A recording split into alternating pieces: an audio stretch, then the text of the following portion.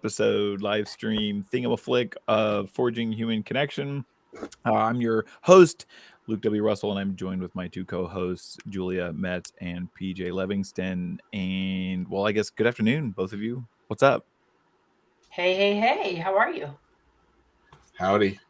Man, that's it. This is going to be a tough crowd today. PJ's like, man, I didn't get up for this. I'm ready. Sweet, good. I just had to start us off a little differently. I don't know why. I just felt like being a little more quirky like me. Okay, so today, last week we're gonna be talking about this topic of breaking free of social expectations. And last episode, Julia commented and she says, "How do we become free so we can become human again, so that we're living authentically?" I want to read that again because when Julia said that last time, I was just like, whoa, that feels like I got to sit with that for a minute. And I really liked that quote. So how do we become free so we can be humans again, so that we're living authentically? And so in the world we live in with all these social expectations, they shape our thoughts, our feelings, our actions. And so many of us end up wearing masks to hide our true selves. And it's kind of like that question of like, what happens when we unshackle ourselves from those constraints? How can this freedom affect our relationships and interactions with others? So today we're talking about that. What's what this idea of like personal freedom and its power on human connection. So with that, also the fact is we're on this beautiful, I mean, I don't know what it's like where you are, Julia, but I'm looking outside and it's a beautiful Juneteenth day here as we dig into this topic. So where do y'all want to start? I say we let Julia kick it off because she's the one that brought us to this point, and we were both so moved by some of the things that she said last week. So I for one am really curious to hear her perspective. Well, I like that. No pressure. No pressure. Listen, let me first say this: like it's Juneteenth, right? So I think it's a great time to talk about freedom. It's a great time to acknowledge that we are still not free, right? So many of us and so many of our friends and the people that we love and care about. So to the folks that are listening today, make sure that you are showing up and being good allies, and that you are getting educated on the ways that you can help communities who have been marginalized and historically oppressed. And then just a huge thank you to the Black community specifically, right? I was just been thinking about this a lot today, that our entire infrastructure and the things that America has been able to accomplish in such a very short amount of time was paid for by the blood, sweat, and tears and labor of Black men and women who were brought here. So we have to be better allies in that regard, right? So that's just my plea for folks to be good allies on Juneteenth, to just notice what's happening. To the freedom conversation about how it lets us be better humans. For me, thinking about it, one of the big things that I thought that we could do to resist societal expectations and to get closer to ourselves and to our friends was to rest, right? I think rest is an act of defiance. We are in a system and a culture that wants us to hustle, go. And, to the folks on the margins, right. It's not lost on, it shouldn't be lost on any of us that, that culture stereotypically tells women and people of color that they're not working hard enough, right? That they're either lazy. And I'm like, we literally are like everything is built on these shoulders, right? So we don't allow ourselves to rest. We don't allow ourselves to take breaks. We don't allow ourselves to be human, right? Because we're so busy trying to prove to the system that we're worthy and that we belong here and that we should be recognized and seen. So I think the real freedom comes from, number one, seeing ourselves and doing those little defiant acts that love us, but tell the system that we're no longer interested in being shackled to what it wants from us. Yeah. Wow. Um, I don't want to follow that, but um, I will say this: that the first thing that I think about freedom is that um, there's an asterisk to freedom. You know, the asterisk is um, not valid in every state. It's like one of those commercials. Offer not valid in every state. Some restrictions apply. Yeah, That's that's the reality of our world. Um, and as we sit here on Juneteenth is not a black holiday; it's an American holiday. We should all be celebrating the fact that we moved away from enslaving human beings and moved towards a better existence as a people. exactly. Um, Yeah.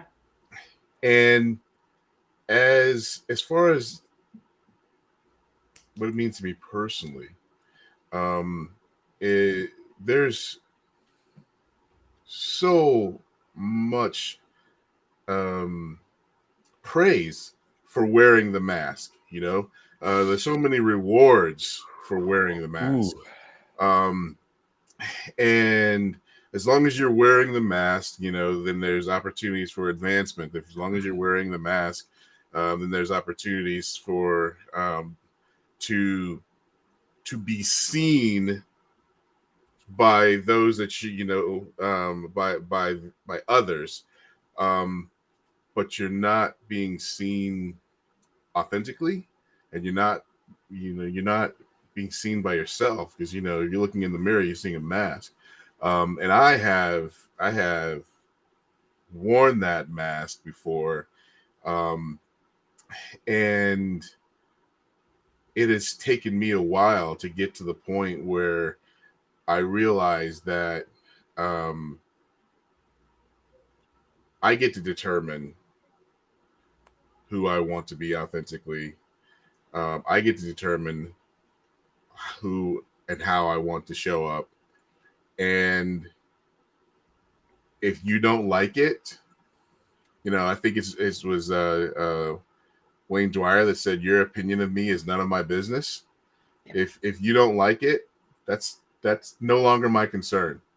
But for years, I really, really, really, really was my concern. I really, really wanted that mask. I felt I needed that mask. Yeah. I want to, PJ, I want you to go and elaborate on something you said. I really like this phrase. You said not being seen by yourself. Could you talk about, like, is there any like specific thing where you, in your own journey, where you look at and you're like, ooh, that was me not seeing myself? Yeah. The first thing that comes to mind is I was in a training program, and one of the things that we went through was we did this strength finders, and we read the strength finders out loud, um, and a friend of mine looked at me and he just said, "PJ, I know the people you work with. I don't know how you do it."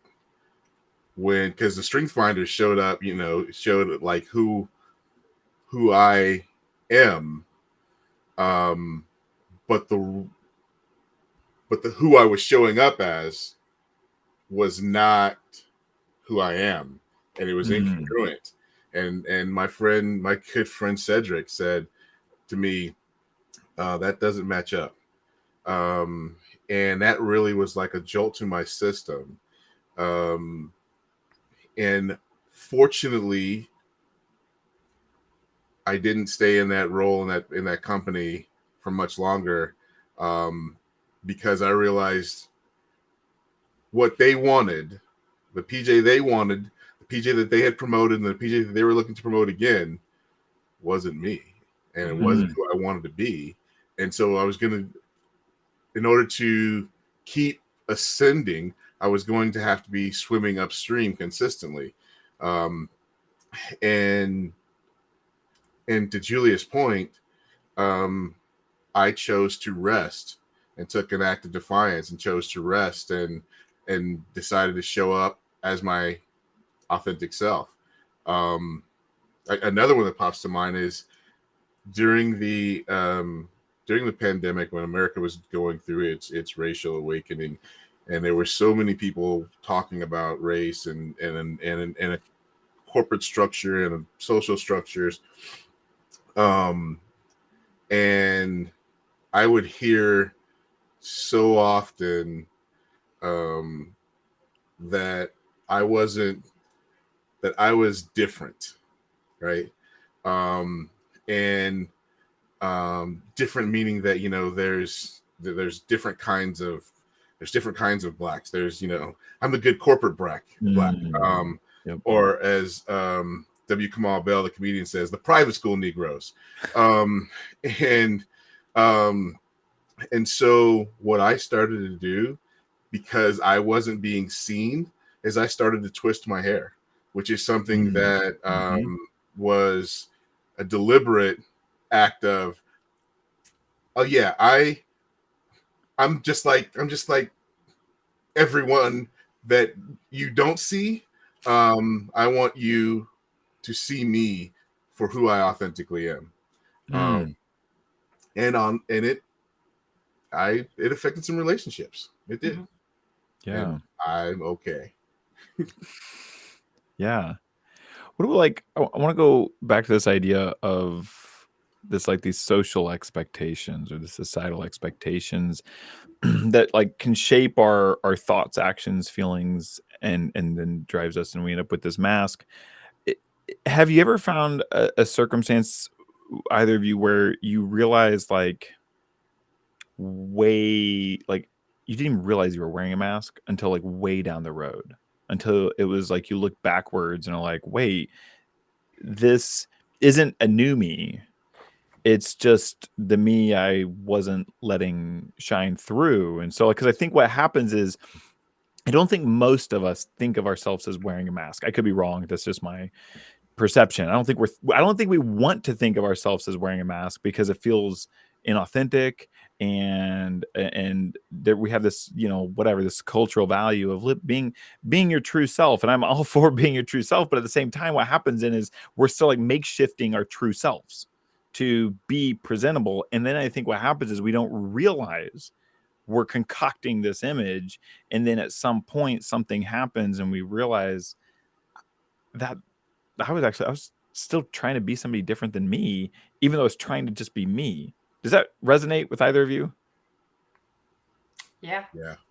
I mean, I most of my life, right? Like you have to, especially when you have to assimilate in order to be accepted or to get ahead, right? So the performative, right? So like to your PJ, whenever you said the private school Negroes, right? And then so for me, it was the family values gay, right? Like I was accepted because I had kids, but if I would have been the gay human who is outspoken and loud and all of it, like I wouldn't have been accepted. I needed to make them admire me and like me and have some connection to me before I could actually be myself and be safe and be seen, right? Because otherwise it's so easy to other.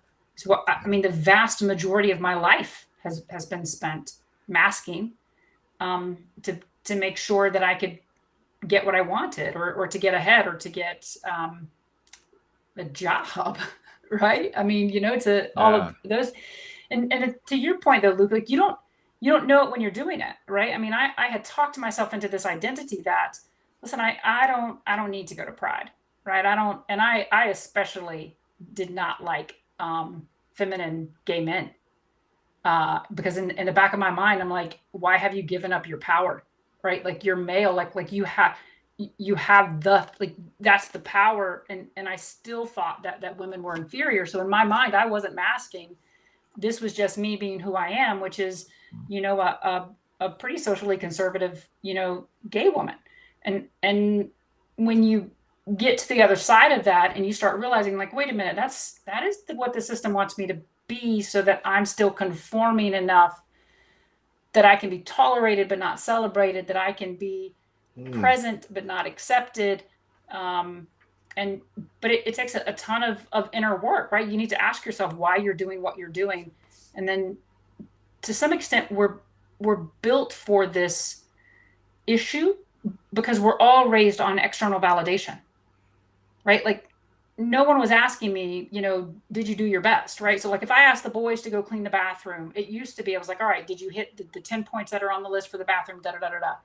The question now is like, did you do your best? If you're telling me that what you did today was your best, then I'm good with it, right? Mm-hmm. And because your best is going to be different tomorrow, right? And your best may be different later. But we're taught from a very early age to seek external validation and to seek external praise and to seek conforming, because everyone is conforming to something. You're in one of these camps and you're conforming in order to be comfortable. So it sets us up to mask. Like we don't even know we're masking because it's what we've been like culturally programmed to do. I totally agree. It's most of my life spent behind a mask, and it wasn't. Some of it was some of what I was absolutely aware of. Yeah. Because friends, family, parents had said, hey, you got to play the game. And playing the game meant looking a certain way, talking a certain way. And so part of that was absolutely intentional. But as I got older and I started doing work on myself, realized that some of it was intentional, but there was a great deal of masking that I had done that was completely unintentional because I liked the validation that I was getting by wearing the mask. Yeah. Yeah. And it's interesting when I think, because I want to talk about like how this affects our relationships. And for me, it's when coming out as non-binary was really interesting, because I remember after I had come out, a few months later, I was on a camping trip with friends, and I was kayaking with a buddy, and he was like, did you kind of always feel like something was off or this or that? And at the time my response was, no, not really. Like I don't think so. And that was over 2 years ago, and I remember reflecting on that conversation a lot over the last 2 years, and I realized, like, I start to look back and all of a sudden I see, like, oh, there's actually a lot of threads throughout my life. This isn't a new thing. Luke was being who I thought I had to be, and so I wouldn't express interest in this or that. I wouldn't, like, it was, if I talked about fashion, it was like I love fashion, not I want to wear those clothes. It was just I like fashion, I like clothing. And it was a way of taking that, like, not just like, oh, I love women's clothes, not wearing them, of course, but I love women's clothes, or I love feminine fashion, or this or that. And as I started to look back and piece it together, I started realizing, like, even conversations I would have with my partner Steph, where I'd be like, there's something going on underneath that I don't even understand what's happening. And so the once I came out and have just really enjoyed allowing me to be interested in what I'm interested in, not needing society or someone else to tell me what I can and cannot be interested in, I've found so much beauty in my relationships and interactions with others. It's been like, because I've had friends be like, well, are you worried about losing business? And it's like, yes. And I also don't know, like, do I really want to be doing business with people who don't want to do business with me because I dress a certain way? Like, not really. I mean, I want to pay my bills, but I'm at the point now where I'm like, no, I don't. I'd rather be scrounging for pennies and not working with those folks. But my relationships have been so interesting, how the way I connect with people, or the way people reach out to me, that's perhaps like a sign where I'm like, obviously I'm showing up differently when I walk into a room, and people are drawn to me, not because I'm so special. It's not like I just came out of my mother's womb and everybody was being drawn to me. It's that I think we're drawn to people who are just so comfortable and at peace and with who they are. And so then, and for me, it's been so wonderful to be able to show up to events, and because when I just am me, other people are like, oh, I like you being you. And then the relationships are so fun. It's interesting. And I find myself in spaces where the conversations so much more quickly go to things that are a little more deep. Not that they have to be deep, but I find people all of a sudden a little more interested because it's like I'm a little more obviously a safe space. One, when I dress so far out of societal norms, it's a it's the bat signal in the sky that says like, hey, I'm not like some of the people you fear, but I just think it's been so cool for me in releasing, and I keep finding like new layers of social expectations I'm playing into, and I don't realize it. And it's like, oh my gosh! But as I release myself from these, I find my relationships having so much joy and so much peace around them. And I don't know. There's a lot of things I've done over the last decade. But like 15 years ago, I'd lay in bed at night and replay every single conversation that happened in the day and wonder about all these things I could have done differently. And I've done so much personal growth and development over the last decade that I can't pinpoint this to any one thing. But I think there's a lot more peace for me in also being like, I was just me. And if me being me is the goal, I don't need somebody else to react a certain way. If I can show up into a space and the goal isn't to get people to like me, and the goal isn't to make friends, the goal isn't to have other people have certain thoughts and feelings, the goal is just simply to show up and be me, then those other conversations happen a little more naturally. So like, what about for you two? Can you talk to this idea of like how like discovering your own freedom and releasing those social norms and expectations, like how's that impacted your relationships and interactions? I think there's a peace, and there's empowerment and power that comes with freedom. And I think that when you have that peace, um, it heightens your relationships, um, because you are now in a heightened state for yourself. And so when so essentially you've raised the bar internally, and Mm. those in your relationships, they they rise to that occasion to meet you, or they don't. And that's okay too, because like I said, there's a peace that comes with that freedom. Yeah. um and yeah, so I actually, for me, it was, one of the triggers was I actually started doing research on why certain people in my world had substantially advanced in their careers more than I, and these were people that I thought were total assholes. Um, and it was like, why do assholes get to have success? And what I came to realize is that it wasn't necessarily about them being assholes. I was perceiving them as assholes because I didn't like the fact that they were free. And I didn't Mm. recognize that yet. I recognize it now. I didn't like the way they were free, because so my response was, "How dare you?" Yep.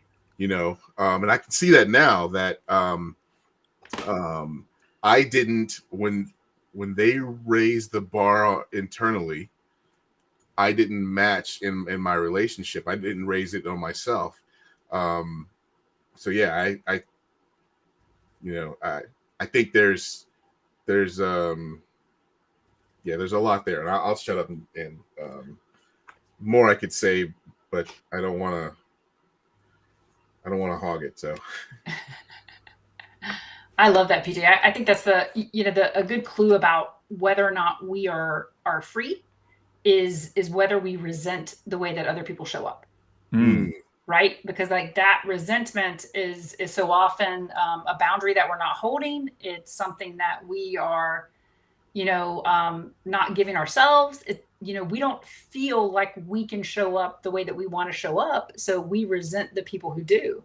yeah, And I think all of that is fantastic because it's feedback, right? So if I walk Yeah. into a space and I'm like, what, look at that asshole. I'm like, all right, cool. Look at, like, let me watch and let me figure it out what they're doing that I either want to do and I think I'm afraid to or whatever. But instead of being frustrated now, I mean, I get really curious about why does that person upset me, right? Why does their presence or the way that they're moving, and so it's very rare now for it to upset me. I think the shift that it's been in my relationships is the difference between like, wow, like you're really cool, and I would like to know you versus like people being like, I have to know you, right? Like I have to know more about you. Like I have to be connected to you. I want to be connected to you. I need to be connected to you, which is also overwhelming for an introvert.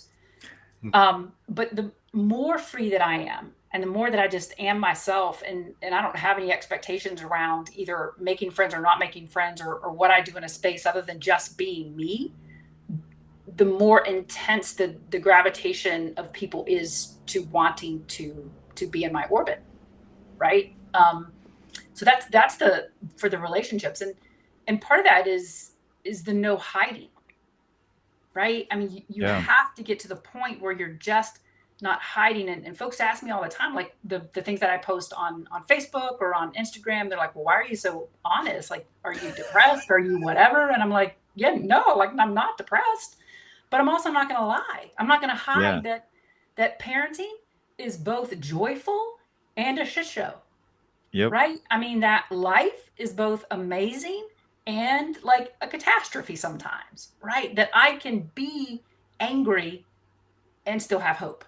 But we forget, society wants us to live in these polarities where we forget the nuance of life. And when we are living free, we're not hiding any of it anymore. Right? If you ask me how I am, I'm going to tell you, right? Like today's a great day or not a great day.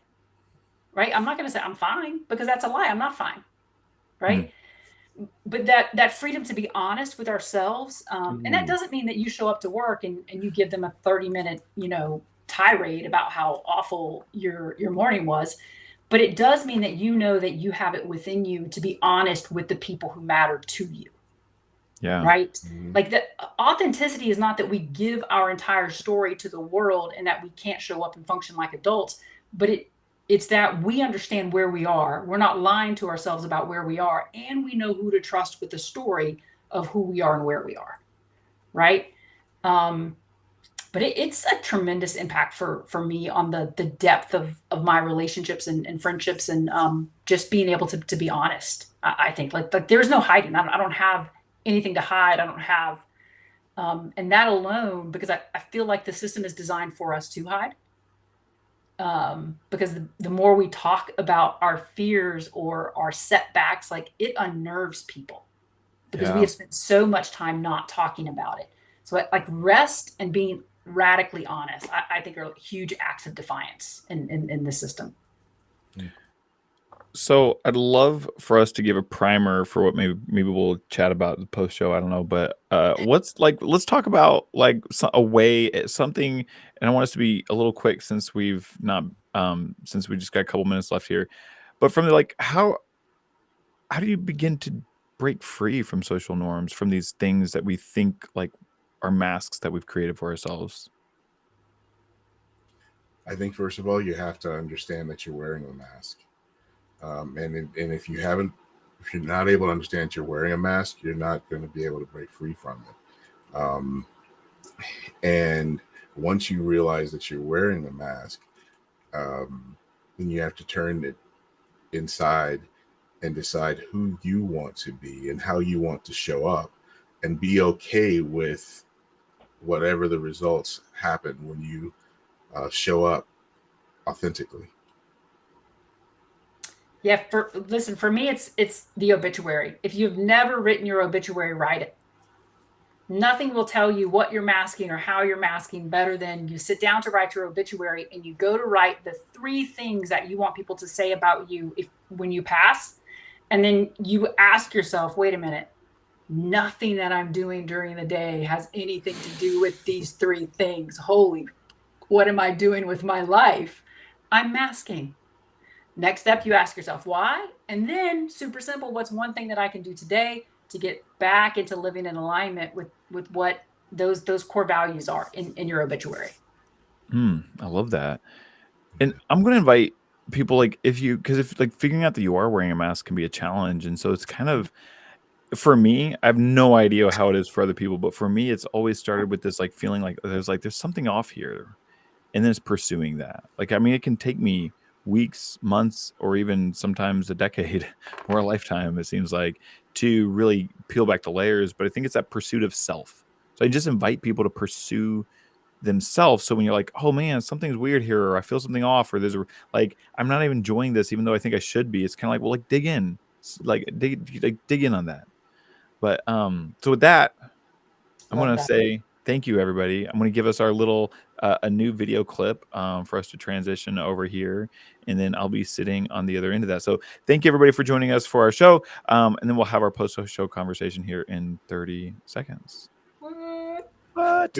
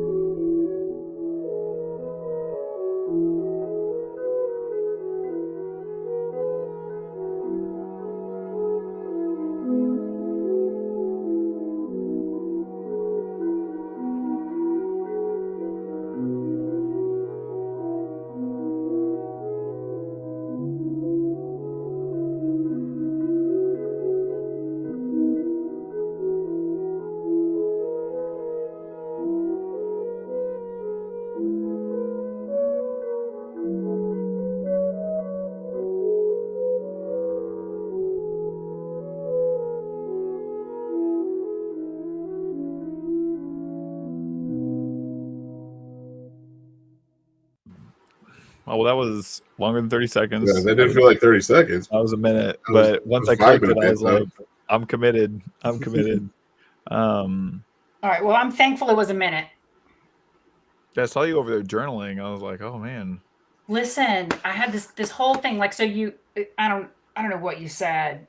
You said something about like showing up in a space and then like not even knowing if you want to be there or not be there, right? And then so immediately for me, I was like we don't trust our intuition anymore. Ooh. Like, and then I'm like, oh my gosh, I'm like, we keep telling our gut will be off. Our body will tell us this is not a safe space. This is not what I want to do. This is not where I need to be. This is not, it's just anxiety. It's just whatever. It's fine. It's fine. It's fine. And I'm like, we just keep tightening the mask.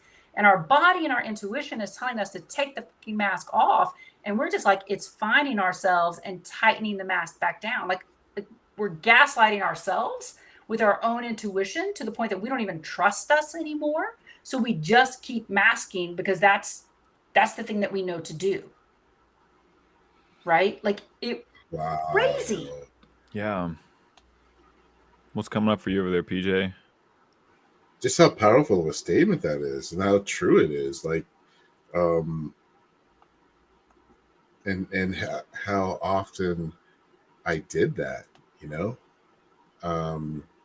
where my intuition is telling me something's not right, something's off, but to Julia's point, just tighten the mask and keep moving, you know. Yeah, that's I've never heard anybody say gaslighting yourself, but I think we all have a tendency to do that, in some way more than others. But I love that, and I'm writing that down. You know, stop gaslighting yourself. That's What about you, Luke? well, you got me thinking about that. And I was like, I googled gaslighting yourself to see what came up, and I like here the initial descriptions. You know, you might doubt or question your own thoughts, decisions, and abilities, beat yourself up internally for how you handle situations, or assume that others hold negative feelings about you, and is how they talk about self gaslighting in that piece. What does that sound like? A lot of our like the human experience from what I hear from people. You know, like that Yeah. it's And I want to go back to that definition real quick where, I I don't beat myself up anymore, but I sure doubt and question my own thoughts, decisions, and abilities. Because I was like, oh, that last part, I was like, I feel like I've overcome that. And then the first half, I'm like, oh, I live that every day. Um, yeah, I don't know. It's interesting when I think about like this idea of like when something feels off, what do you do with that? And I think the hard part is there's no like for me, it's been all over the place. Sometimes it's like I come to a revelation and maybe move something through something fairly quickly, and other times it can take 20 years. And so what do you do with that? Like as an individual, like if you're like listening to that and you're thinking like how do I show up to myself in that? How do I But I want to go back. I like the words I used earlier of like pursuing yourself because I don't hear like this idea. We're always pursuing these goals. We're pursuing these different things. We pursue other people, whether it's a friend, a lover, a person for networking or a sale or something like this. But I don't know. Like when I think about like the gaslighting yourself and this and that, and like what does it mean to like what's it like to pursue ourselves, and how countercultural is that in terms of how we normally talk? I mean, it's acceptable to have this idea of like loving yourself and all these different things, but like to be like, man, and going back to this idea of like resting is resistance, which Rest is Resistance is a book out there, which I really like. And well, I like the author. Hold on, let me clarify that. I've not read the book. I've listened to her on interviews, just so I'm clear. But like, I don't know. It's like, what's it look like to show up for ourselves? What's it look like for us? Because I think when we show up for ourselves, I'm not worried about the social expectations, the social norms. I'm going, look, what does Luke need in this space? What does Luke want in this space? And that's kind of, I think that's the rejection of social norms. Well, yeah, and that's I think first we have to acknowledge where most people are, right? And that's that when we started talking about like wellness and self-care and self-help and things like that, like it was capitalized, right? So like if you go do some yoga and you drink some chai tea afterwards, like you should be good to go. Like get a green tea and I don't understand why you're not calm, right? You did yoga, you had some green tea, maybe you did like a meditation, like you should be great. What it is though is like we keep staying on the surface. And again, I go back to this idea. People are not comfortable being uncomfortable, right? So when our intuition comes up or we have that gut feeling or that something goes wrong, we run away from it and we go back to what we know, which is the masking or the conforming or the band-aiding effect, right? So if I'm uncomfortable and I'm anxious, all right, cool, I'm just going to meditate. But I'm not going to ask myself, well, why am I anxious? I'm not going to talk to myself because like only crazy people talk to themselves, right? Like these are the things that we've been told. So we've got to first recognize that, folks are going to have a hard time pursuing themselves. But I think that's the thing that the three of us have been really, really intentional about. Like, I love me some of me. Oh Like yeah. I like a lot of people, but I love me. I mean, that's just a non-starter for me, right? And if people don't like me, that's okay because I love me. Like, like I just do. I love that laugh in there. That laugh was great. like even when I think about it, like I'm just joyful because I'm like, I love me some of me, right? Like, damn.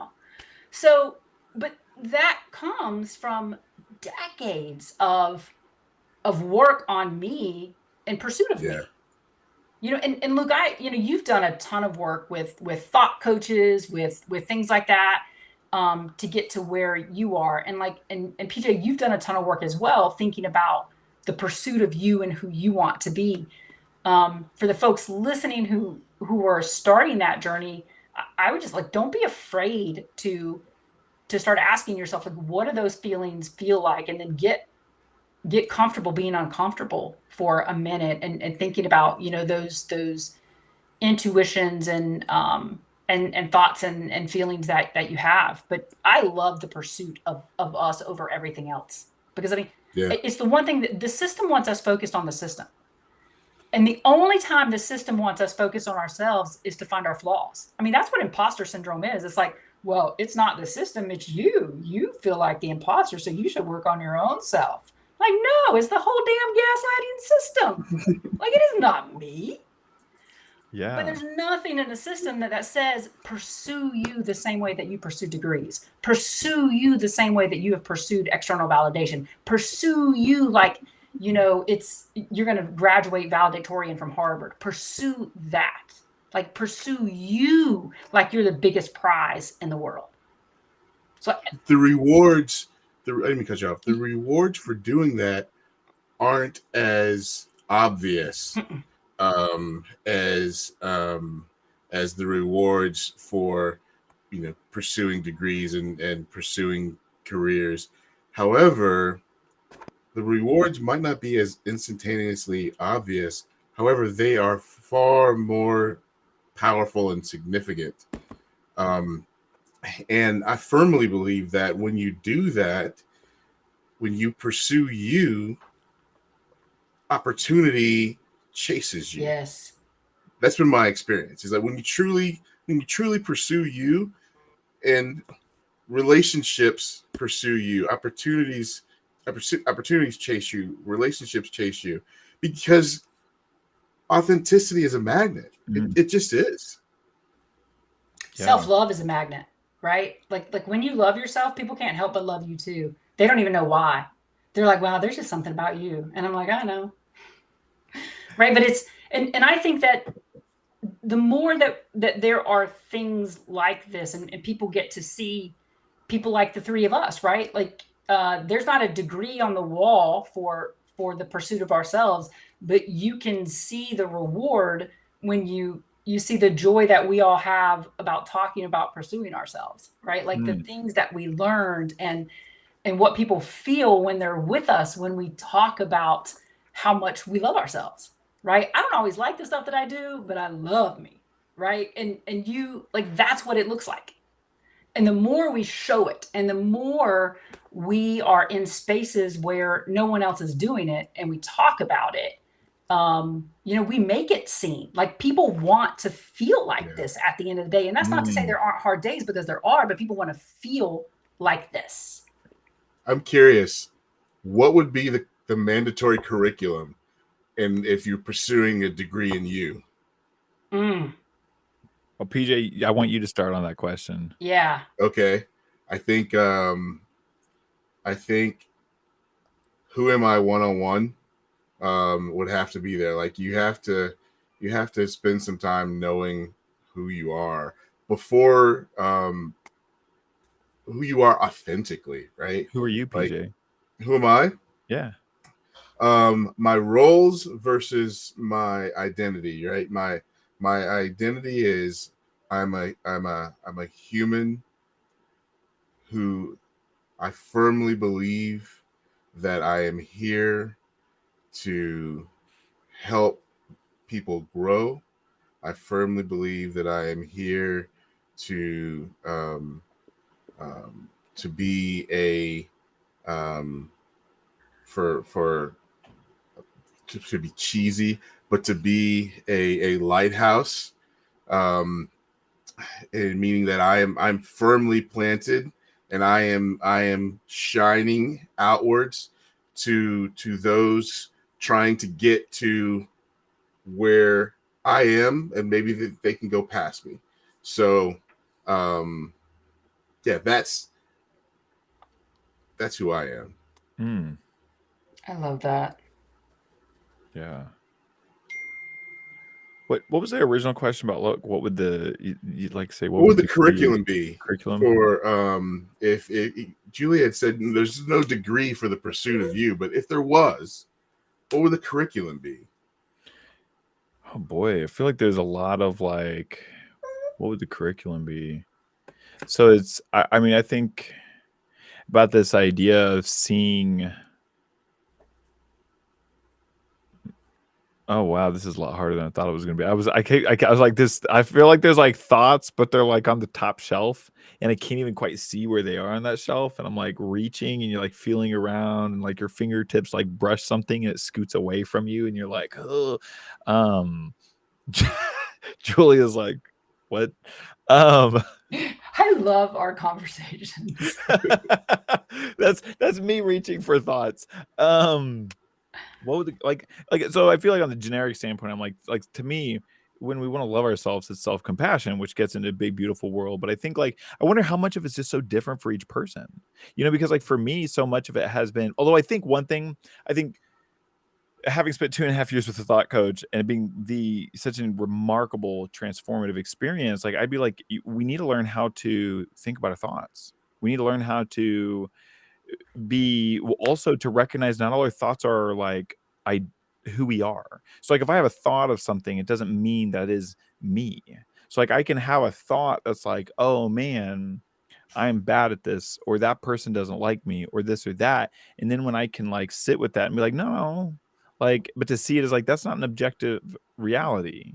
That might not even be the person's experience. Like, how do I get comfortable being with my own thoughts when like something negative about myself comes up, or when something positive for somebody else comes up that I'm wanting for myself, but I don't have for myself? Like, how do I recognize thoughts are thoughts and they're not me? And we live in a culture where it seems to me like we have this idea. Well, we have this really strong identity with our thoughts. Like we think we are our thoughts. And what I mean by that is people are like, I'm a fill in the blank kind of person. And I'm like, yeah, well, you could be something totally different if you wanted to be, or you could have a totally different view. Like this idea, just like it's like, oh, I love Peloton. It's not part of my identity. But some people make it like that. The thoughts, it's like, I'm the kind of person who fill in the blank.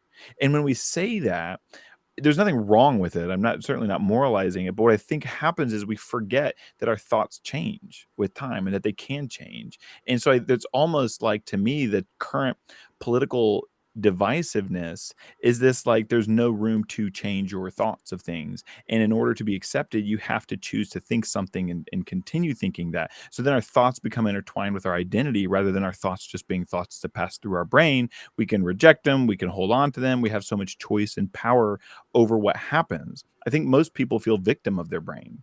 They feel like, and I don't mean that like derogatory, just this idea of like, I like if you're facing, depression, I have a lot of friends who face depression, and some of them recognize it that it's not who they are, and other people feel like it is who they are. And I think in my experience, when I start to identify my thoughts as who I am, it becomes a less safe space in my head. It becomes less like there's less grace of like, oh man, like I just had this thought that I'm really angry at this person, or I hate them for doing that, or I don't like that, or they're doing this or that. And when it's like, oh, that's a thought, I don't have to identify with it. There becomes so much more freedom in that. So I don't even know if any of that was coherent. But at least I said words. Yeah, Luke's so his curriculum is how to think about thinking. Oh, 100%. I'd take that course. Yeah, same, right? Like, because it's valuable stuff. So my first, and I think by the end of the three of us, like we'll get like a full curriculum. Mine would be Love Me All Over Again. Right? Ooh, tell me more. So, and it would be just a memoir to my 5-year-old self about if I could reparent me, how I would reparent me. Right. And then it lets us, process and ask for the things that we wanted that we didn't get without demonizing them or without whatever. But if I could love me all over again, like where would I start and how would I begin? Right. I mean, like if I could just love me from the beginning, and I doing it through the lens of like that third person as your 5-year-old self or your 8-year-old self or whatever, I think lets us kind of free up some space to get curious about some of that exploration. So that would definitely be in my curriculum. I love that. PJ, did you answer this? You asked it, right? Yeah. I was as usual writing down what you guys were saying so that I would remember it and so that I could process it and journal it later. I would think that I would also add who you are is not who you have to be. Yeah. Like there are choices, and just because you've been wearing a mask you can choose not to, but there are steps to choosing not to, right? I mean, I'm sorry. Once you choose not to, there are steps to getting there. And then maybe the steps aren't the same for everybody, but there are there are absolute steps to being there, and one of them is you have to be okay with the fact that if who you are doesn't have to be who you will be, Mm. and you will lose people in that transition, and that has to be okay. Because if that's not okay, then you're not pursuing you You know, yet. what I like about what you're bringing up here, PJ, is we haven't really talked about the cost of really Yeah, Mm. being our authentic selves, and like you saying that like you're going to lose some people is when I began coming out um on my gender exploration journey, I didn't assume anything would change other than maybe strangers. And the funny thing is, it's actually some of the people who were closest to me were the people who jumped off the wagon, and the strangers who were like, "Ah, we don't care. Come on over here, Luke." And Yeah. I was like, I am not sure how I feel about this. I'm still not sure how I feel about that. But like, it's there because I think for some people there's this fear of like who will leave me behind. I think too, like if I don't think you have to like if you don't feel safe being authentically open about something, I don't think you need to be. Like this isn't a like a shame or a moral thing. Like I think like whatever you think you need to do for yourself, I'm gonna support that. I also because I think there are fears whether it does is it going to affect my job, is it going to affect my family, is it going to affect this or that. Like if I come out of something, like especially let's say you have like a single parent who has a their parents, the grandparent of the children, maybe the grandparent watches their children as daycare option because they don't have the finances to pay for daycare. Like if you come out as something, whatever that means, whether that's embracing any part of your identity that might be at odds with that grandparent who's giving you free daycare, you could lose that. There's real cost to being authentic. And so So look, anyway, yeah, I go think ahead. that point that you can be authentic and still and still go that route, right? So like part of authenticity is like you show up as yourself in the spaces that are safe for that. yeah, What I Yeah. would say is like don't if you're in a situation like that though, don't lie to yourself about what you're doing. Like I Yes. know all the time when I'm navigating people who I am in a space to check a box and I'm like, cool, I will take your money to check this box to have an impact on other people. Like, Hmm. but I'm not lying to myself about what I'm doing and where I am and what's going on. And that's the inauthentic part is that I think that internal conversation, you I know? l- yeah, I love because there's so many times where I'll choose. I'm like, I'm not actually going to share this thought. And Mhm. I'm gonna actually because I'm not comfortable with that in this space, or I'm not going to like I love to walk around in leggings and a sports bra, except I'm not gonna lie, when I'm driving through Central Florida, I throw a jacket on Yeah. because I'm just a little like, you know what, like I don't know, like there's weird things happening, and so it, well, it also depends where I am. If I'm in St. Pete, then I'll dress however I want because I don't stand out as much. But like, I think there's these times where I'm choosing, where I'm going, you know, what, I'm going to dress this way. Or I'm not going to share this, or I'm going to do this or that.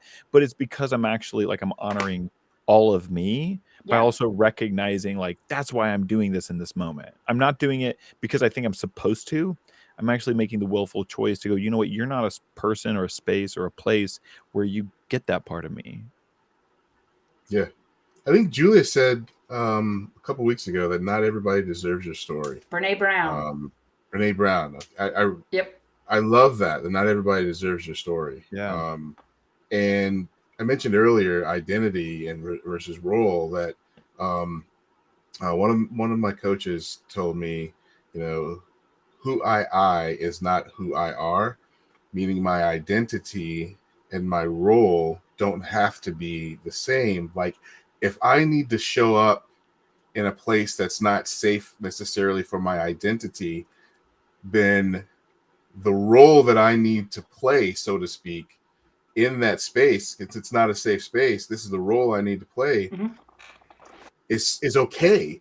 But to Julia's point is that I'm authentic and I'm doing it authentically because I realize that in order to get in order to accomplish what I am trying to accomplish, I don't have the time, effort, or energy to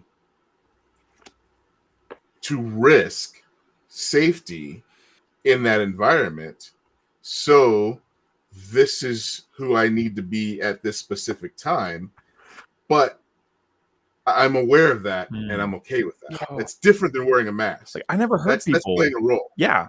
I feel like I haven't heard of this concept really until like the recent year or two, or maybe you were telling me this a decade ago, PJ, and I wasn't ready to hear it. But like, I don't hear this conversation much. This idea of like authenticity, including willfully choosing to show up in a space in a different way because of where you're. I mean, but also though, like the interesting thing is, I say that, like a lot of times, like for my work, my job is to build relationships. A huge part of it is. So if I'm building relationships for my work, does that make my relationship building inauthentic? No, Mm-mm. I'm just choosing Mm-mm. how I'm showing up. I can still be genuinely excited and loving people. So I can like, and it's still authentic. I think that's one thing I actually have a lot of like struggles with in my work is like feeling like, oh man, do people think I'm being inauthentic? And there's some probably do because they realize it's my job to make friends. But like, I think this idea is so important to it's just that acknowledgement of what we're doing. Are you showing up this way for you? Awesome. It doesn't matter how you're showing up when you're putting yourself first. And it's also not selfish, which maybe we should do a whole thing to talk about selfishness because our whole culture is obsessed with this like idea that selfish is bad. Yeah. And like it's not. That whole phrase of you can't have your cake and eat it too. I've never understood that. It's my damn cake. PJ is like, step aside. I think it's such a good example though of we're not good at the nuance, right? And I go back to this idea of polarities in this country, right? You can tell when people have thought about a thought and done the actual thought work by the level of nuance in it. And the people who are just like, all right, well, I'm going to be authentic. And that means I'm going to show up in every space. And if you don't like it, you don't like it. And it's what I'm like, no, like that's not really what that means. I think Harriet Lerner, and she wrote the Dance of Anger, Dance with Connection. She's been on Brene Brown like several times, but I mean, she does a fantastic work. Her quote on authenticity is that authenticity is not about telling all or telling all at once. It's about making wise decisions about how and when and tell what to whom. Right? Like people don't get all of us all the time. And for what I mean, my relationship with y'all is different than my relationship with other people, right? And the version that y'all get when we're in spaces together is different than the version that other people get. I am authentic in both of those spaces. Yeah. But we like to grab, again, like wellness and self-care. We like to just grab a thing and be like, I've done yoga 5 times this week. Why am I not calm? Like I've shown up and told people I'm stressed out. Why don't they understand this is authentically who I am right now? We're not living in the nuance of it. So yeah, and I think that's so true. Like living in the nuance, I can tell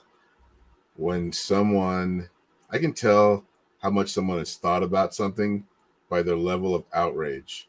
Like if those who are so tremendously outraged usually haven't spent a whole lot of time thinking about it, and those who are genuinely pissed off about something have spent a lot of time processing that.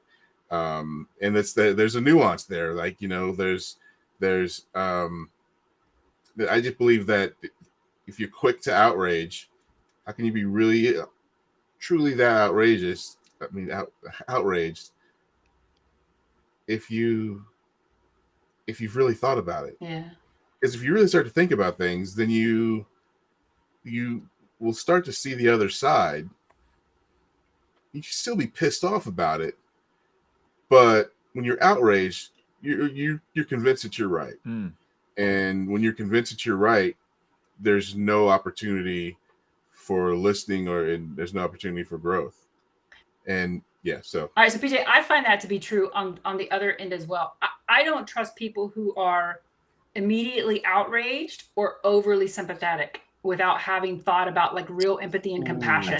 Yeah. Like people are just like, oh my God, that's horrible. And I'm like, get away. Go, because you are not safe for me. because that's not compassion and that's not empathy. Like you have no go. Yeah. No. And the people who are like, oh my God, it's so horrible what you're going through. Da, da, da. And I'm like, yeah, you go too. You go. Yeah. Like again, it's those. That's true. It's both. Yeah. Interesting. All right, y'all. I'm going to hit the end stream here for today. Thanks everybody for joining us. And then we'll see what our topic is for next time. But you all have a